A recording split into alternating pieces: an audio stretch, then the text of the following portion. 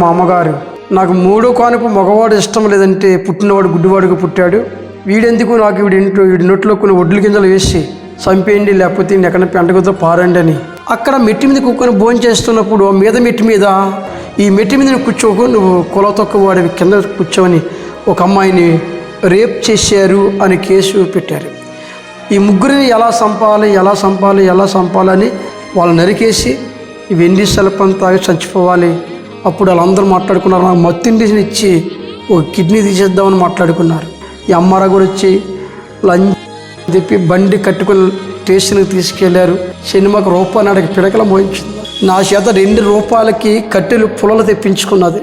ఏ ఇంట్లో పనిచేసానో ఆ యజమానురాలకి బాప్టిజం ఇచ్చాను. అదే చేతులతో యజమానురాలు కొడుకుకి బాప్టిజం ఇచ్చాను. ఇంచుమించు వాళ్ళ కుటుంబానికి 30 మందికి బాప్టిజం ఇచ్చేలా చేసి ఏ ఇంట్లో పాలేరుగా పనిచేసానో ఆ ఇంట్లోనే దేవుడి ఈరోజు నన్ను యజమానుడిగా వాడుకో.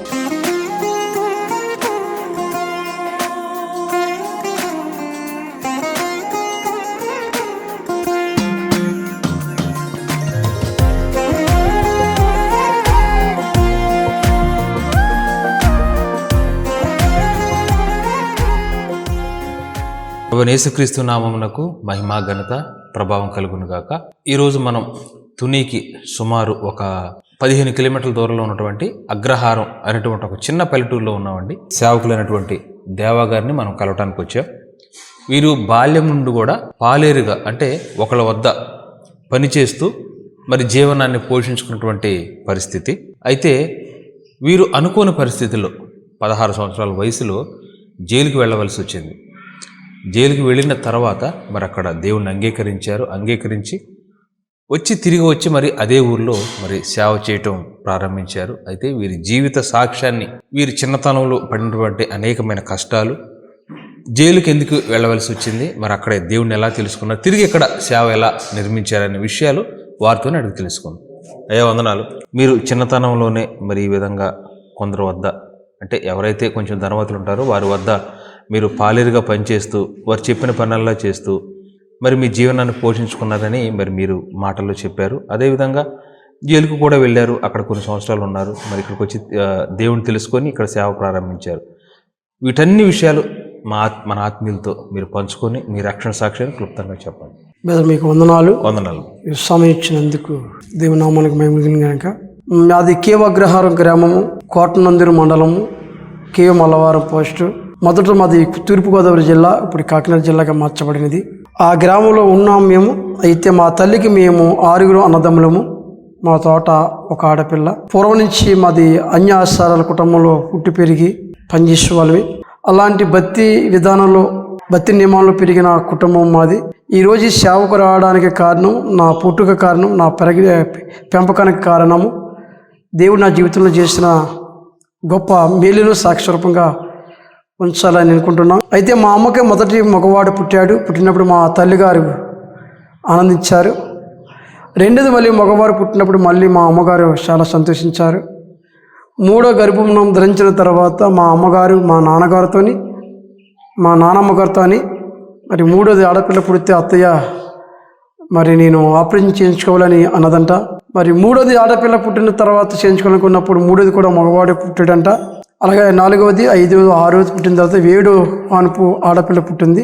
ఈ 3వ కానుపు పుట్టిన తర్వాత 3వ వాడికి కళ్ళు నేత్రాలు సరిగ్గా కనిపించలేదు. అప్పుడు 3వది కానుపులోనే మగవాడు పుట్టాడు అనగానే మా అమ్మగారు, నాకు 3వ కానుపు మగవాడు ఇష్టం లేదంటే పుట్టినవాడు గుడ్డివాడుగా పుట్టాడు, వీడెందుకు నాకు వీడి నోట్లో కొన్ని ఒడ్ల గింజలు వేసి చంపేయండి, లేకపోతే ఎక్కడ పెంటగతో పారండి అని మా అమ్మగారు అన్నప్పుడు మా అమ్మగారికి చాలా కోపం అంట. ఆమెను మా నాన్నమ్మగారు అనేవారంట పొగరబోతుంది అని పిలిచేవారంట.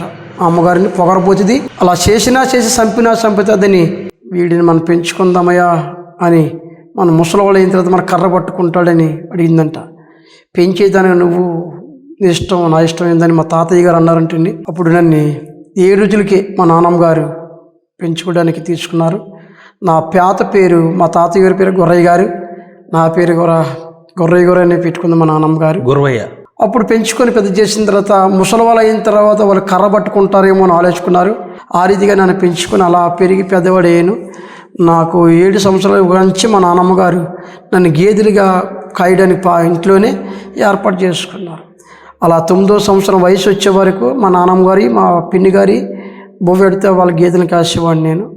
అక్కడి నుంచి ఒక రోజు నాకు భోజనం లేదన్నారు, ఆకలితో ఉన్నాను. ఈ బర్రెలను దోకిలు వచ్చిన తర్వాత ఆ గేదెలను దోకిల్లా కట్టెలు వేరుకొని వచ్చేవాడిని. అప్పుడు ఒకరోజు ఆకలిస్తుందంటే అన్నం లేదు, కుక్క తినిస్తుంది నా పిన్ని చెప్పగానే ఏడుస్తున్న సమయంలో కళ్ళు కనిపించలేదని, గుడ్డివాడిగా పుట్టాడని, మగవాడిగా పుట్టాడనేది లేదని, నేను చంపేస్తానని ఏ తల్లి అయితే నన్ను తక్కువ రోజుల్లోనే మా నాన్నమ్మ గారికి వదిలేసిందో ఆ తల్లి అలాగ వస్తూ ఉంది. ఆవిడ తల్లి అనే సంగతి నాకు ఎప్పుడు తెలిసేది కదా. ఎప్పుడు కూడా మా అమ్మను సూరమ్మ అని పిలిచేవాడిని. మా నాన్నమ్మ గారే అమ్మగానే భావించి అమ్మే అనుకునేవాడిని. అలాంటి సమయంలో నా కొడుకు భోజనం పెట్టకుండా ఏడిపిస్తారని మా అమ్మ వచ్చి, అమ్మగా అసలు అమ్మే కానీ అమ్మగాని అమ్మలాంటి అమ్మ వచ్చి నన్ను చెయ్యి పట్టుకొని రెక్క పట్టుకొని విడిచికి వెళ్ళింది. ఆ రాత్రి విడిచికి అక్కడ పెట్టిన తర్వాత వాళ్ళ ఇంటికాడ ఉంచుకుంది. అప్పుడు తన కొడుకులు ఉండేవారు ఉన్నారు, నాకంటే పెద్దవారు చిన్నవాళ్ళు. ఇంటికి వెళ్తే నన్ను కొట్టి పరిగెట్టించేవారు అనమాట. మా ఇంటికి రాకరా నువ్వు అని నన్ను ఎవరో అన్నట్టుగా చేసేవారు.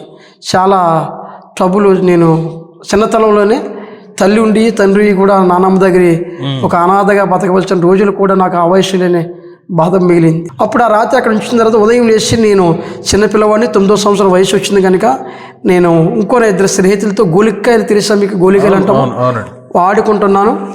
నాకు ఫస్ట్ మీరు ఒక ఇంటికాడ వీడియో తీసారు, ఒక బాబు ఒక లేడీ. తన భర్తకి గొర్రెలు ఉండేవి, గేదెలు ఉండేవి. ఆ కొండకు తోలుకెళ్ళినప్పుడు గొర్రెలు పోయేని వెళ్ళి వస్తున్నాడు. వీళ్ళు ఎవరని అడిగారు, అన్నయ్య వీడు నా కొడుకే అంది. మరి వీడు నా గొర్రె తప్పిపోయింది, ఈయన తీసుకెళ్ళి నేను గేదెలు కాయించుకుంటాను, తీసుకెళ్ళి మప్పుకోమని మా అమ్మగారు అన్నారు. అప్పుడు ఆయన నా మెడలో రుమాలు వేసాడు.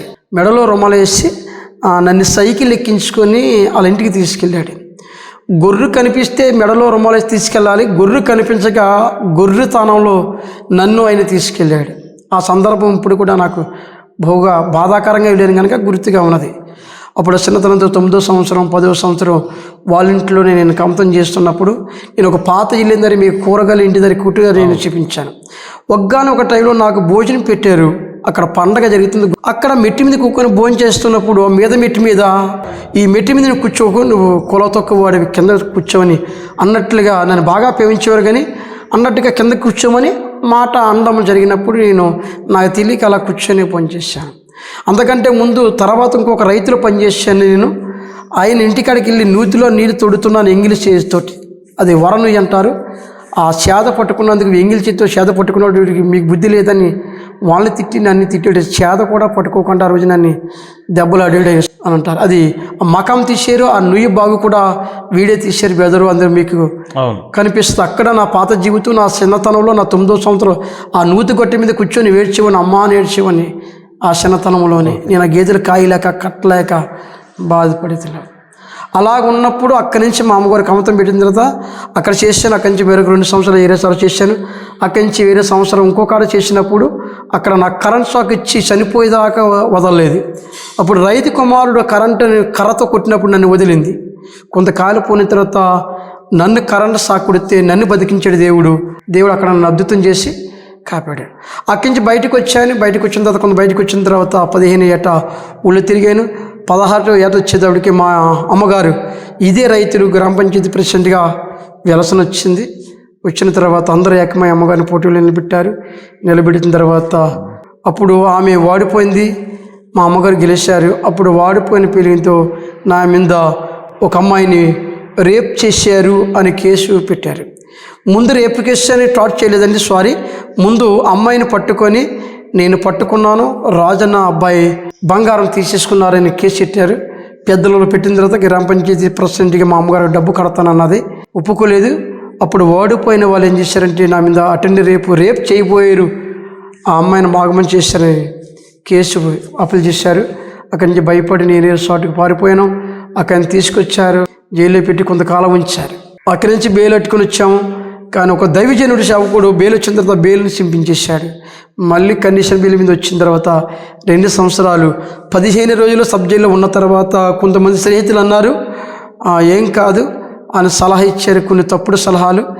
దాన్ని వినలేదని నేను 2 సంవత్సరాలు నేను వాయిదాలకు తిరిగిన తర్వాత నాకు 6 సంవత్సరాల శిక్ష అన్నారు. సంవత్సరం తగ్గించి 5 సంవత్సరాలు అన్నారు. 500 పైన అన్నారు. ఇంకో 500 కడితే 4 సంవత్సరాలు వేస్తున్నారు.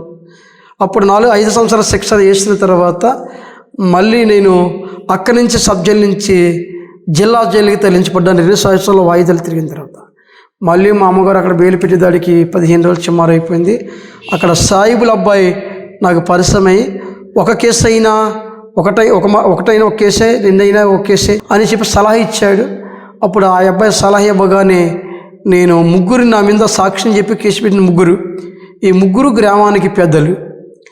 ఈ ముగ్గురిని ఎలా చంపాలని సింగవరం అనే గ్రామం వెళ్ళి కొంచెం డబ్బులు పట్టుకెళ్ళి ఆ మంచి కమానిపేట అంటారు, దాన్ని బాగా పదులకు తగ్గుతుంది. అది పట్టుకెళ్ళి చేయించుకొని ఆ కత్తికి నూనె రాసి గుడ్డ కట్టి నేను ఇప్పుడు ఇంట్లో పెట్టుకొని తిరిగేవాడిని. ముగ్గురిని చంపేద్దాం ఒకే కేసు అని. ఎప్పుడూ ఒక వ్యక్తి దొరికేవాడు, ముగ్గురు దొరికేవారు కాదు. మళ్ళీ సంవత్సరంన్నర దగ్గర పడగానే మళ్ళీ కేసు వాయిదాలు అయిపోతున్నాయి, జడ్జిమెంట్కి వచ్చేస్తున్నాయి. ముందు కేసులోని వాయిదాలు అయిపోయిన తర్వాత లాయరు నా కేసును వాదించడం రాలేదు. రెండోసారి కూడా రాకపోతే మా అమ్మగారు డైలాట్గానే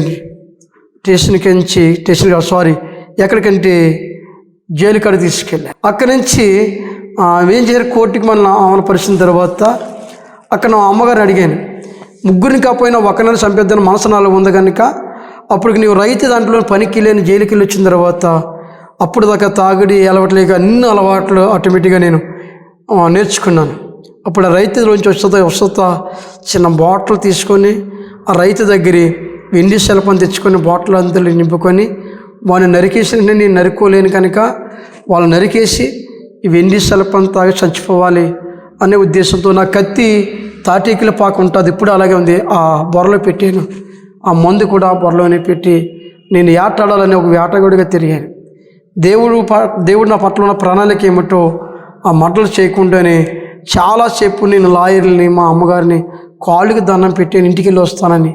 ఇంటికి వెళ్ళనిస్తే ఇంకా పొగలు ఏ ఒక్కరైనా నేను నరికేద్దామనే ఉద్దేశంతో చాలా బతిమలితే కానిటేబుల్ ఇద్దరు పట్టుకొని నన్ను వెళ్ళలేదు. సాయంకాలం దాకా ఉన్నారు.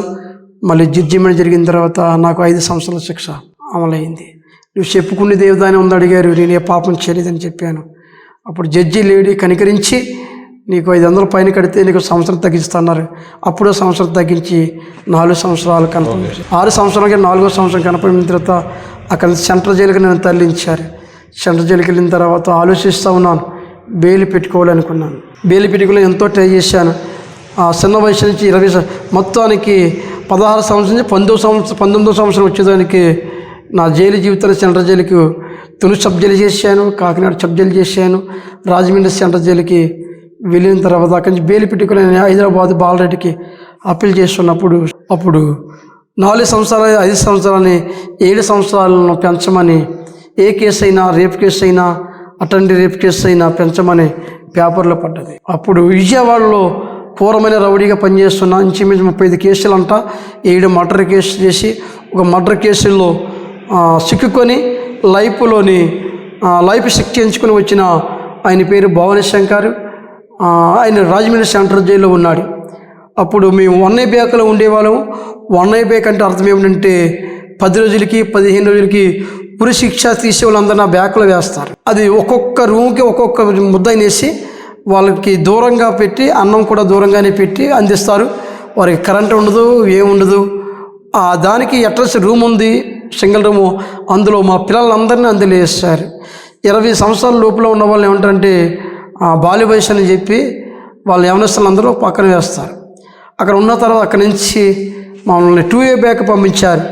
2A బ్యాక్ పంపించిన తర్వాత అక్కడ జైల్లో మమ్మల్ని భయంకరంగా పిల్లలమే మమ్మల్ని మట్టి మధ్యాహ్నం నీళ్ళు మోయించేవారు, మొక్కలు వేయించేవారు, ఎకరం నేల పిడిపించేవారు. అలాంటప్పుడు ఏం చేసేవారంటే పిల్లలందరినీ సాయంకాలం 5 గంటలకు తీసుకెళ్ళి సాయంకాలం నైట్ 7, 8, 9, 10 గంటల వరకును బూడిద తాటరం మీదకి మోయించేవారు. అటెండ్ రాగానే నీళ్ళుండి కదా తానం చేయడానికి అవకాశం ఉంది. ధూళి దులిపేసుకొని కుండలో ఉన్న నీళ్ళు, బాత్రూమ్ ఉంటుంది రూములోని, అందులో నీళ్ళు ఉంటాయి. ఆ నీళ్ళతో శీలి మొదలు కడుక్కొని ధూళంతా దులిపేసుకొని పేడ ధూళి పెంట ధూళి భోంచేసి అలాగే పడుకొని ఉదయం నుంచి స్నానం చేసేవాళ్ళు.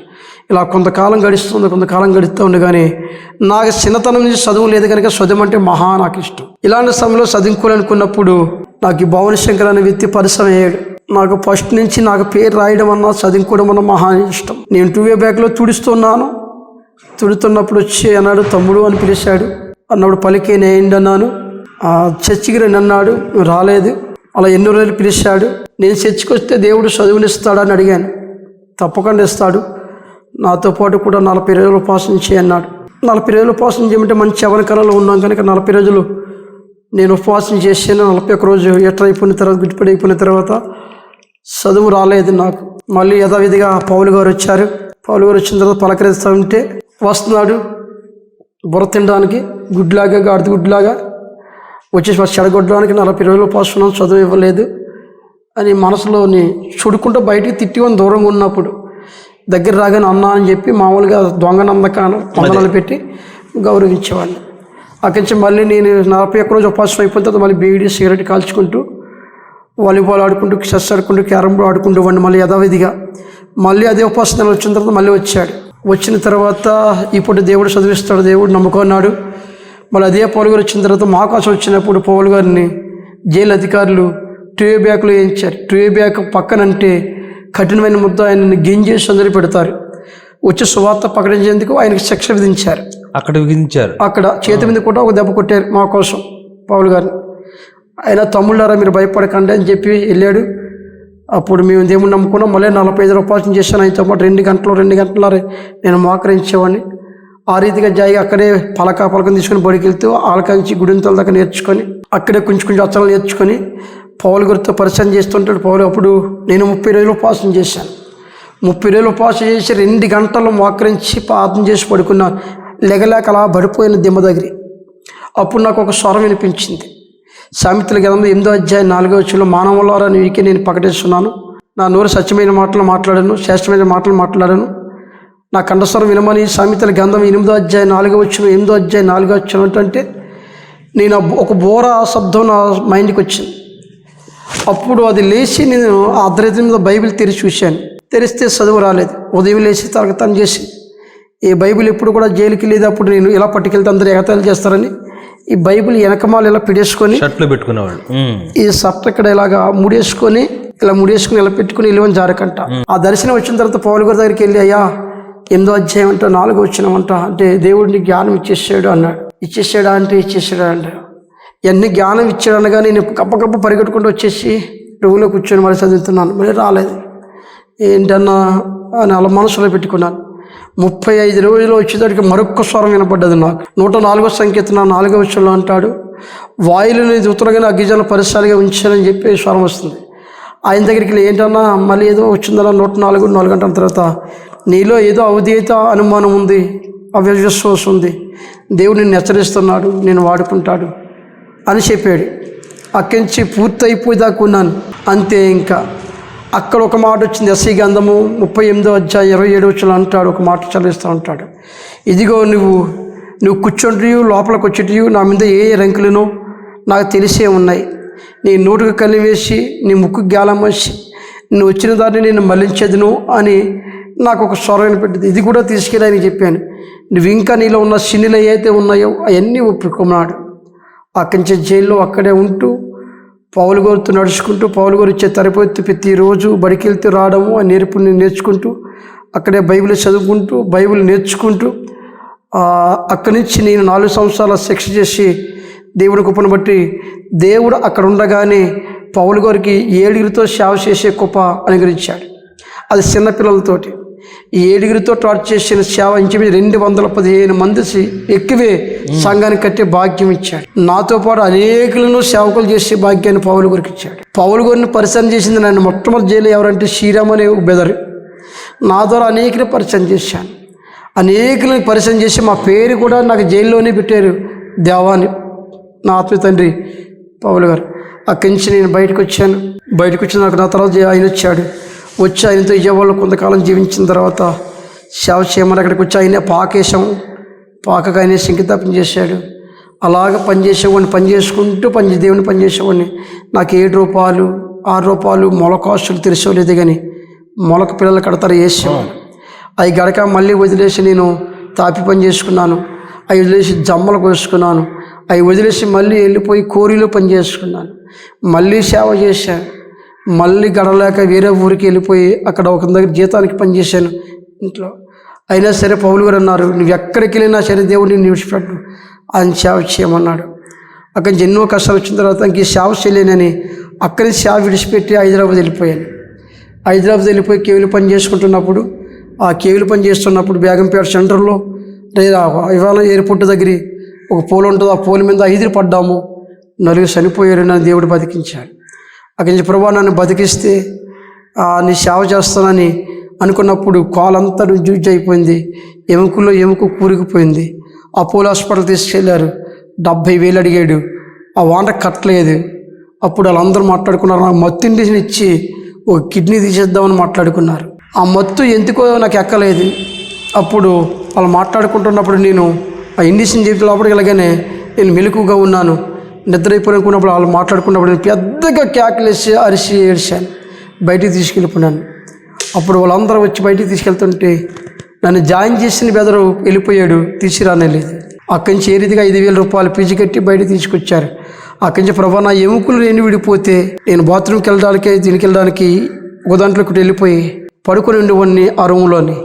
ప్రభా 2 ఎముకలు నాకు సొత్తపడితే వెళ్ళి సేవ చేస్తా అని అక్కడ హైదరాబాద్లో నేను రూమ్లో ఒక తీర్మానం చేసుకొని అప్పుడు పడుకున్నప్పుడు ఒళ్ళు జలజరించింది. ఒక కర్ర పట్టుకొని ఒక పుట ఉంది గొర్రెతోని. ఆ పుటకే చూస్తుంటున్నాను. నా పాపముల పరిచయం చూసి ఎవడని ఎదుటి నిలబడలేడు, నన్ను క్షమించని దానం పెట్టాను. నా 2 ఎముకలు ఒకేసారి విడిపోయాయి. అక్కడి నుంచి కాలు సిమెంట్ కొడుతూ హైదరాబాద్ ఇంటికి వచ్చాను. కాలు కట్టుతుండగానే కర్ర పట్టుకొని సేవ చేయడం మొదలు. దేవుడు అక్కడి నుంచి 7 కాంచి 14 మంది, 14 కాంచి 31 మంది, అంచులంచులుగా దేవుడిని కృప చూపించి పూర్వాన్ని నేను ఒక పాకలో సేవ చేశాను, ఒక రేకుల షెడ్లో పనిచేశాను, ఒక పెంకిటింట్లో దేవుని సేవ చేసేది ఈ కనిపిస్తున్న ఈ మందిరాన్ని కట్టడానికి స్టార్ట్ చేయాలనుకున్నాను. అయితే ఇన్నిటికంటే ప్రాముఖ్యమైన గొప్ప విషయం ఏంటంటే నన్ను జైలుకి వెళ్ళిన తర్వాత విడుదల అయిన వెంటనే నన్ను ఎవరైతే కేసు పెట్టారో వాళ్ళే జైలుకి వచ్చారు. వాళ్ళు జైలుకి వచ్చి వాళ్ళ ఇంటికి తీసుకెళ్ళి నాకు భోజనం పెట్టారు. భోజనం పెట్టిన తర్వాత నీ శత్రువుడు ఎదుటే నీ భోజనం సిద్ధపరిచి నాకు భోజనం పెట్టిన తర్వాత నన్ను ఏ అమ్మాయి అయితే కేసు పెట్టిందో, ఏ ఇంటి వారైతే కేసు పెట్టారో వాళ్ళ ఇంటికి నేను మొట్టమొదట వెళ్ళాలనుకున్నాను. వెళ్ళినప్పుడు వాళ్ళ ఇంటికి వెళ్ళి అమ్మ బాగున్నారా వందనాలు. వాళ్ళ నాన్నగారు పట్ట 2 పళ్ళు కొరికి కోపంగా నా వైపు చూశాడు. డాడీ బాగున్నావని పలకరించాను. అయితే ఏ ఇంటి వారైతే కేసు పెట్టారో దేవుడు అక్కడ వాళ్ళకి కీడు కలిగించాడు, దేవుడు నాకు మేలు కలిగించాడు. నన్ను జైలు పెట్టిన ఇంటి వారింటిలో 1,00,000 రూపాయల విలువైన గేదె చనిపోయింది. నన్ను జైలు పెట్టిన ఇంటిలో జైలుకి తర్వాత అమ్మాయి పెళ్లి చేసుకుంది. ఆ అమ్మాయికి ఒక కుమారుడు పుట్టాడు, చనిపోయాడు. మళ్ళీ ఆమె గర్భం ధరించిన తర్వాత కుమారుడు పుట్టిన తర్వాత తన భర్త ఇంట్లోకి వచ్చి పడుకున్నాడు. ఇల్లుకి కడిగే వాటర్ పోయే కన్నమంట పాము వచ్చి భర్తకు చూపు పాము కుట్టి భర్త కూడా చనిపోయాడు. అదే సమయంలో తన తల్లి పెద్ద పెనంలో పడి వీపంతా కాలిపోయింది. అయినప్పటికీ ఇన్ని జరిగాయని తెలిసినా సరే శత్రువుల ఇంటికి వెళ్ళి ఈయన ప్రార్థన చేసి సమాధాన పడడానికి దేవుడు కృప మాత్రమే నన్ను ఎలా చేసింది. ఇదన్నిటికీ కారణము హైదరాబాద్ చిన్నప్పుడు లెటర్ ద్వారాగా మమ్మల్ని బలపరిచారు. శరీరీతిగా ఆత్మరీతిగా నన్ను పౌలు గారు జైల్లో అంతగా బలపరిచారు. అయితే జైల్లో నా ఉన్నప్పుడే నాకు బహుబలహీనమైన ఒక్క భయంకరమైన జబ్బు చేసింది. నాకు జ్వరము, కాళ్ళ నిండా నీరు పట్టింది, రొంప, తలపోటు అన్నీ వచ్చేసినప్పుడు ఒళ్ళంతా పెద్ద కురుపులు ఇంకా ఇప్పుడు కూడా ఈ మీద ఉన్నాయి ఆ గొయ్యలు పొంగంటారు. అది వేసినప్పుడు నన్ను ఏం చేశారంటే చచ్చిపోతానేమో అని ఒక చీకటి గదిలో తీసుకెళ్ళి పక్కన పారేశారు. అప్పుడు పౌలు గారు వచ్చి ఆ గది కాడికి నిలుక్కుంటూ నది కూడా వచ్చారు, దూరంగా వేశారు. అక్కడ చనిపోయిన వ్యక్తులు ఏం చేస్తారంటే చనిపోయే ముందు ఆ రూముల్లో వేస్తారు. చనిపోయిన తర్వాత 10వ నెంబర్ తోట పామాలి తోటలో వేస్తారు. అక్కడ పందులు బుడ్డగించిన గొంతులో ఎవరో రాగుతూ పడిస్తారు, అవి తింటాయి. అలాంటి రూమ్లోకి మమ్మల్ని సైడ్ వేసిన తర్వాత దాన్ని వారంటీ అంటారు. అక్కడికి వచ్చి ఈయన చూసి ఆ కాళ్ళు ఓసిపోయి ఇలా గుచ్చుతాంటి వేళ్ళు వెళ్ళిపోయినట్టు ఉండేది. కాళ్ళు పట్టుకొని ఏ నీళ్ళు తెచ్చి నాకు ఆయన ఇండిషన్లు చేపించి ఏడ్చాడు. ప్రభువా నాకు తమ్ముళ్ళు లేరు, అన్నలు లేరు, అందరూ దూరం అయిపోయిన ఒంటరి అని. నా తమ్ముని కూడా ఎందుకు ఇలా దూరం చేసుకుంటామని పౌలు గారు కాళ్ళు నొక్కుతూ మోకరించి ఏడ్చాడు. తన సొంత తమ్ముళ్ళ వారు ఏడ్చి ఆయనే నన్ను బాగు చేసుకొని బతికించి బయటికి పంపించడానికి ముఖ్య కారకుడు నా ఆత్మీయ తండ్రి భవానీ పాలు. కానీ అదే భవానీ శంకర్ని నేను అనరాని బూతులు అన్నాను. అదే భావం అందరూ తిట్టి ఇచ్చి లోపల తిట్టుకున్నాను. కానీ ఈరోజు నేను సేవ చేయడానికి, అస్త్రాలు నేర్చుకోవడానికి, బైబిల్ చదవడానికి, మందిరం కట్టడానికి, సేవకుడు అవ్వడానికి, 128 మందికి బాప్టిజడానికి నాకు ముఖ్య కారకులు అంటూ భూమి మీద ఉన్నారంటే నా ఆత్మీయ తండ్రి పౌలు గారు. ఇదిగో కనిపించే కాంగుకి కొంచెం ఇస్తే ఆయనే కొనిచ్చాడు, కనిపించే మైకులు ఆయనే కొనిచ్చాడు, కనిపించే మెగాఫోన్ కూడా ఆయన ఇచ్చాడు. ఆ రొమ్మ ఆయన ఇచ్చాడని ఇంకా దాచుకుంటున్నాను. తక్కువ ఇస్తే కొనిచ్చాడు. ఎంతో ఉపకారం చేస్తున్నాను. సేవలో ముందుకు నడిపించాడు, బలపరిచాడు. అక్కడి నుంచి వచ్చి సేవ స్టార్ట్ అయిన తర్వాత ఎవరో నా మాట వినలేదు. ఎవరో నా మాట వినకుండా నన్ను ఎత్తోడు ఈడెప్పు పవ్వా అని ఎంతోమంది జగత్తాలు చేశారు. అయితే అన్నిటికంటే ప్రాముఖ్యమైనది అంటే ఈ మందిరం కట్టడానికి వచ్చినప్పుడు, ఈ మందిరం పునాది వేయడానికి వచ్చినప్పుడు నా ఆత్మీయ తండ్రి కూడా వచ్చాడు అనుకోండి. అనేకులు ఈ మందిరాన్ని ఆపేశారు 3 సంవత్సరాలు. అదే టైంలో ఆర్డీ ఆఫీస్ కేసు పెట్టారు, ఎంఆర్ఓ కేసు పెట్టారు, జిల్లా కలెక్టర్ కేసు పెట్టారు, కోర్టు కేసారు. ఈ ఎంఆర్ఓ కూడా వచ్చి లంచ్ చెప్పి బండి కట్టుకుని స్టేషన్కి తీసుకెళ్లారు. ఎన్నో హింసలు పెట్టారు.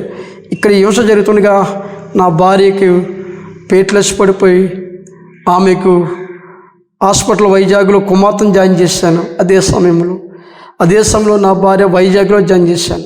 అదే సమయంలో కొడుకేమో కొట్టంలో నేర్చుకుంటూ ఉన్నాడు. అందరూ దేవ పని అయిపోయిందని అన్నప్పటికీ దేవుడు నా కుమార్తెను వైజాగ్లో బతికించాడు. నా భార్య 31 రోజు హాస్పిటల్లో ఉంది, చచ్చిపోయినామని బతికించాడు. నా కొడుకుని స్వతపరిచాడు. దేవుడు నా పక్షాన్ని ఉండి అద్భుత రీతిగా ఆగిపోయిన మంజరిని ఒప్పడానికి ఉంచాడు. ఈరోజు అద్భుత రీతిగా దేవుడు సేవలోని ఒక చదువులేని మధ్యన నేను ప్రభు అనడం చేతగిన నాకు ఒక రైతులో కమతం చేసుకొని నేను రూపాయికి రూపాయిన్నరకి పిడకలం మోసానండి. ఆమెకి నేను సినిమాకి రూపాయిన్నరకి పిడకలం మోయించింది. నా చేత 2 రూపాయలకి కట్టెలు పుల్లలు తెప్పించుకున్నది. ఆ రీతిగా కట్టబడి ఆ వయసు నుంచి, ఆ కష్టాల నుంచి దేవుడు ఈ తుది వరకు తన ఉచితమైన కృప వల్ల మాత్రమే నేను బతికి ఉన్నాను. అయితే ఎన్నోసార్లు నాకు మరణం వచ్చినప్పటికీ దేవుడు బతికించాడు, కష్టాల్లో బతికించాడు. నా భార్య మరణంలో బతికించి అబ్దరీతిగా నన్ను ఇలా నిలబెట్టాడు. ఇంకా నా శాశ్వత కాలము, నా బతుకు దినములు అందరికి వందనాలు. నేను జైలు నుంచి వచ్చిన తర్వాత బతుకు తెరవలేక కూరి పనికి వెళ్ళాను, జమ్మల పనికి వెళ్ళాను, లేబర్ పనికి వెళ్ళాను, ఎన్నో పనులు చేశాను. దేవుడి తాయిలో ఉంచాడు. ఇంకా నేను, నా భార్య, నా బిడ్డలు బతికినందుకాలం క్రీస్తు సాక్షిగా ఉండాలని, క్రీస్తు పంచేయాలని మనసారా కోరుకుంటూ దేవుడు నన్ను దీవించాడు. అయితే ఒక వేసేపు వలె, ఒక పాలేరు వలె ఒక ఇంట్లో ఎలాగైతే పనిచేసి, ఒక రైతు దగ్గర ఎలాగైతే నేను దాసిగా పనిచేసి వెళ్ళాను, నా గొప్ప ఆనందం ఏమిటంటే ఏ ఇంట్లో పనిచేసానో ఈరోజు దేవుడు ఏ చేతులతో అయితే ఆకలేస్తుంది అక్క అని మంచిని అడుక్కున్నానో అదే చేతులతో ఆమెకు ఆ యజమానురాలకి బాప్టిజం ఇచ్చాను. అదే చేతులతో యజమానురాలు కొడుకుకి బాప్టిజం ఇచ్చాను. అదే చేతులతో యజమానురాలు కూతురికి కూడా బాప్టిజం ఇచ్చాను. అదే చేతులతో యజమానురాలు మనవరాలకు కూడా బాప్టిజం ఇచ్చాను. అదే చేతులతో తన యజమానురాలు కోడలకి బాప్టిజం ఇచ్చాను. తన తోటి కోళ్ళకి, తన మరిదిగోరి బిడ్డలకు, ఇంచుమించు వాళ్ళ కుటుంబానికి 30 మందికి బాప్టిజం ఇచ్చేలా చేసి ఆ ఇంటి మీద చర్చి కట్టాను. ఏ ఇంట్లో పాలేరుగా పనిచేసానో ఆ ఇంట్లోనే దేవుడి ఈరోజు నన్ను యజమానుడిగా వాడుకో. దేవుడు ఎంత గొప్పవాడంటే ఆయన ఏదైనా చేయగలడు. ఇలా సేవకు నా ముఖ్య కారకుడు పౌలు గారు. నేను ఇలా ఉండడానికి దేవుడు కృప. నన్ను ఇలా కాపాడిన దేవుడు, నన్ను నడిపించిన దేవుడు. అనేకులు మిమ్మల్ని కూడా నడిపిస్తాడు. మీరు కూడా ఆయన వైపు చూడండి. ఎన్ని కష్టాలున్నా దేవుడే నడిపిస్తాడు, సాయం చేస్తాడు. దేవుడి చిన్న సాక్ష్యాన్ని దీవించి బలపరిచి అనేకులను ఆదరించాలని. ఇదంతటికీ ముఖ్య కారణం ఏమిటంటే నేను చెడిపోవడానికి నా శ్రేహం. మా అమ్మ అనేది ఎవరితో స్నేహించేది అన్నదో నీకేం తెలుసు అన్నాను. ఎవరితో స్నేహించకూడదో వారితో స్నేహం చేశాను. నేను కేసుకి వెళ్ళడానికి ముఖ్య కారణం ఏమిటంటే సారీ క్షమించండి, ఇంతగా ఇన్ని కష్టాలు పడడానికి కారణం ఏంటి, నేను చేసిన స్నేహితుడితో వెళ్ళొద్దన్న తల్లిదండ్రుల మాట విని వెళ్ళాను కనుక నా స్నేహమే నీ కట్టాలు తీసుకెళ్ళింది. అయితే జైలుకి ఖైదీగా వెళ్ళాను. నేను క్రీస్తు ఖైదీగా దేవుడు నన్ను తీర్చాడు. నన్ను దీవించిన దేవుడు మిమ్మల్ని దీవించిన గాక. చాలా సంతోషం. చాలా వారికి వందనాలు. దేవుడు దీవించిన. విన్నారు కదండి. మరి బాల్యకాలంలో తల్లిదండ్రుల మాట వినకుండా చెడు స్నేహాల వల్ల జరిగేటువంటి అనర్థాలు. కాబట్టి దేవుని మార్గంలో నడిచినప్పుడు అపవాది క్రియలు మనం నెరవేర్చం. కాబట్టి స్నేహితులారా, దేవుని మార్గం, ప్రభువుని యేసుక్రీస్తు మార్గం, అది చాలా దీనత్వంతో కూడింది, పరిశుద్ధమైనది, పాపం ఒకవేళ పాప జీవితం వెనకట ఉంటే దాని కొరకు పశ్చాత్తాపం పడేటువంటి మార్గంగా ఆ మార్గం ఉంది. ఖచ్చితంగా ఈ సాక్ష్యం చూసిన మీరు ప్రభునందు ఆనందించండి, ప్రభునందు పశ్చాత్తాపడండి. తప్పకుండా ఆయన మీకు నెమ్మది సమాధానం దయచేస్తారు. మరి ఇంత గొప్ప సాక్ష్యాన్ని వారి సమయాన్ని మనతో ఇచ్చినందుకు దేవ గారికి వందనాలు. వారిని రక్షించి మరి సేవకుడిగా నిలబెట్టినందుకు దేవునికి వందనాలు. Praise lord.